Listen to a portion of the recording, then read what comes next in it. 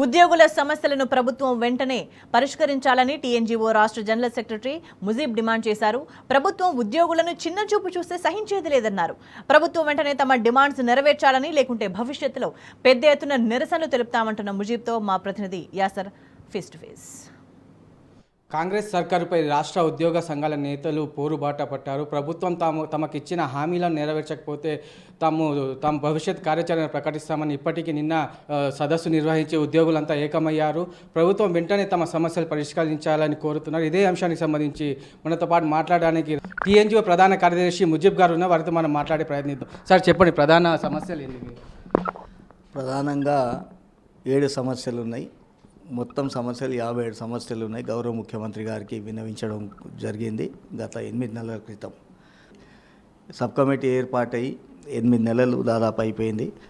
కానీ ఒక సమావేశం కూడా కాకపోవడం, సమావేశం అయినప్పటికీ పిలిపించి మాట్లాడి అది మరి పరస్పరంగా ఒక 2-3 నిమిషాలు మాట్లాడుకుని దాన్ని కంప్లీట్ చేసుకోవడం జరిగింది. మీ ద్వారా రాష్ట్ర ప్రభుత్వాన్ని విజ్ఞప్తి చేస్తాను. సబ్ కమిటీ గౌరవ చైర్మన్ గారు బట్టి విక్రమార్క గారు మా సమస్యలు పరిష్కరించే ప్రయత్నం చేయండి. ప్రభుత్వానికి ప్రధాన మీ సమస్యలు ఏంటి, ఎందుకు పరిష్కరించలేకపోతుంది ఇప్పటివరకు? మరి రాష్ట్ర ప్రభుత్వంలో ఉన్న మరి ముఖ్యంగా మరి డిఏలు 5 డిఏలు అయిపోయినాయి. పిఆర్సీ ఉంది, హెల్త్ కార్డు నడుస్తలేదు. మరి 317 జియోలో ఉన్న సమస్యలు పరిష్కారానికి రాలేదు.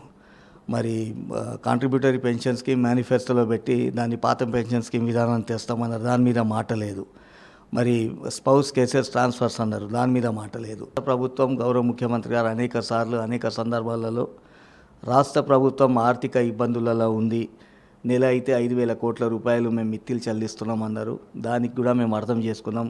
తెలంగాణ ఎన్జిఓలుగా, రాష్ట్ర జేఏసీగా 13 నెలల నుంచి సహకరిస్తున్నాం. కానీ ఏ సమస్యలు అయితే ఆర్థికపరమైన అంశాలు లేవో కనీసం ఆ సమస్యల మీద చూసి మాట్లాడి సమస్య పరిష్కారం చేద్దామన్న ఆ కనీసం బాధ్యత కూడా ఈరోజు మరి సంబంధిత అధికారులు కానీ సంబంధిత మంత్రులు కానీ ఆ దిశగా అయితే వాళ్ళ ప్రయత్నాలు లేవని చెప్పి కూడా మీ ద్వారానే చెప్పదలుచుకున్నాం. ఎన్నికల ముందు కాంగ్రెస్ ప్రభుత్వం హామీలు ఇచ్చింది, తమ సమస్యలు తాము అధికారంలో వచ్చిన 3 నెలల్లోనే మేము పరిష్కరిస్తామని హామీ ఇచ్చారు.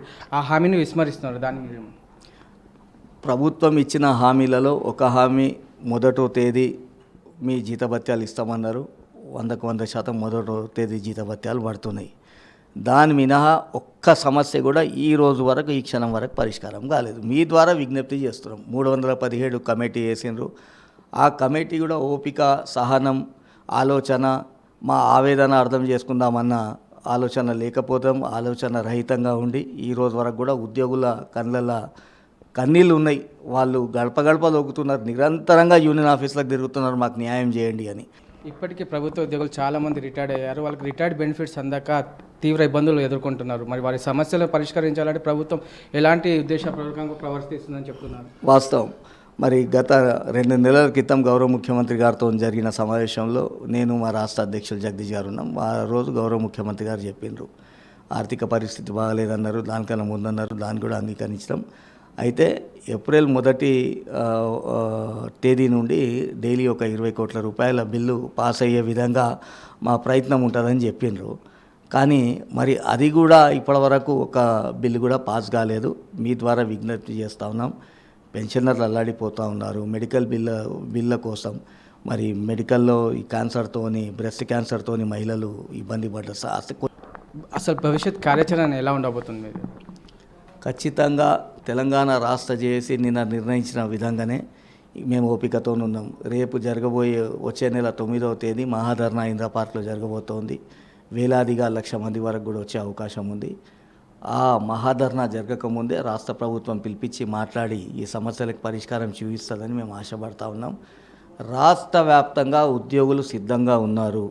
మీరు కార్యాచరణ ప్రకటించండి, మీరు కూడా ప్రభుత్వంతో కుమ్మక్కైనరా అని చెప్పి మాకైతే డైలీ 2-3 ఉత్తరాలు వస్తాయి. ఆ వాట్సాప్లోనైతే మమ్మల్ని తిట్టకుండా బద్నాం చేస్తున్నారు. అంటే మాకు కూడా మనసు శాంతి లేకుండా చేస్తున్నారు. కాబట్టి మేము మంచిగా ఉండాలన్నా, మేము ఆరోగ్యపరంగా ఉండి ఉద్యోగులకు సేవ చేయాలన్నా, అటు ప్రభుత్వం మాట వినాలన్నా, ప్రభుత్వం సంక్షేమ పథకాలు మోయాలన్నా ఒక ప్రభుత్వ ఉద్యోగిగా, ఒక ఉద్యమకారునిగా, ఒక ఉద్యోగ నేతగా, ఒక ఉద్యమ నేతగా నేను గౌరవ మంత్రివర్యులను, గౌరవ ముఖ్యమంత్రి గారిని మరి ముఖ్యంగా దండం పెట్టి మళ్ళీ ఒకసారి రిక్వెస్ట్ చేస్తా ఉన్నా. మావి గొంతమ్మ కోరికలు కావు. మా సమస్యలు వినే ప్రయత్నం చేసి ఆర్థిక ఇతరమైన సమస్యలను అయితే ముందు పరిష్కరించి శబాష్ అనిపించుకోండి. నిన్న పెన్షనర్లు మాట్లాడిన తీరు మీరు ఒకసారి చూడండి, వాళ్ళ ఆందోళన మీకు తెలుస్తుంది. అన్ని వర్గాల సంక్షేమ పథకాలు మీరు ఆలోచన చేస్తున్నారు, కానీ రాష్ట్ర ప్రభుత్వ ఉద్యోగులకు వచ్చే వరకే కొంతమంది లూజ్గా మాట్లాడుతున్నారు. అది మంచి పద్ధతి కాదు.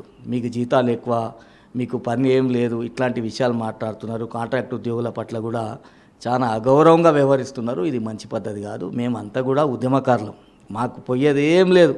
మేము అన్నిటికీ సిద్ధమైనాకనే తెలంగాణ ఉద్యమంలో వచ్చినాం. తెలంగాణ ఎన్జిఓలో వచ్చినామంటే అన్నిటికీ సిద్ధమై పర్యవసానాలు తెలుసుకొనే ఈడి వరకు వచ్చినాం. మేము ఉద్యమకారులం. 1000 సంవత్సరాలు బతికేది లేదు, 53 సంవత్సరాలు అయింది. ఇంకా 10 సంవత్సరాలు బతికే ఎక్కువైపోయాయి. కానీ చరిత్రకారునిగానే బతకాలనుకుంటాం ఉద్యమకారులం, చరిత్రహీనులుగా బతకాలనుకోలేం. కాబట్టి ఉద్యోగులకు కూడా మీ ద్వారా నేను మాటిస్తున్నా, మీ సమస్యలు మా బాధ్యత. తెలంగాణ ఎన్జిఓ రాష్ట్ర అధ్యక్షుడు, ప్రధాన కార్యదర్శి బాధ్యత. మీ సమస్యలు పరిష్కరించే వరకు రాష్ట్ర ప్రభుత్వంతో బరాబర్ మాట్లాడతాం, మీ సమస్యలు బరాబర్ పరిష్కరిస్తామని మీ ద్వారా మళ్ళోసారి మాటిస్తున్నా. రైట్. మొత్తానికి చూసుకున్నట్లయితే కాంగ్రెస్ సర్కార్ వచ్చి 18 నెలలు గడుస్తున్నా ఇప్పటివరకు ఇలాంటి సమస్య పరిష్కరించలేదని ఉద్యోగులు మండిపడుతున్నారు. మరోవైపు కాంగ్రెస్ ప్రభుత్వం తమ సమస్యలు పరిష్కరించకుంటే ఆందోళన ఉధృతం చేస్తామని టీఎన్జీ నేత ముజీబ్ అంటున్న పరిస్థితి. వీడియో జర్నలిస్ట్ విజయ్తో యాసర్, టీ న్యూస్, హైదరాబాద్.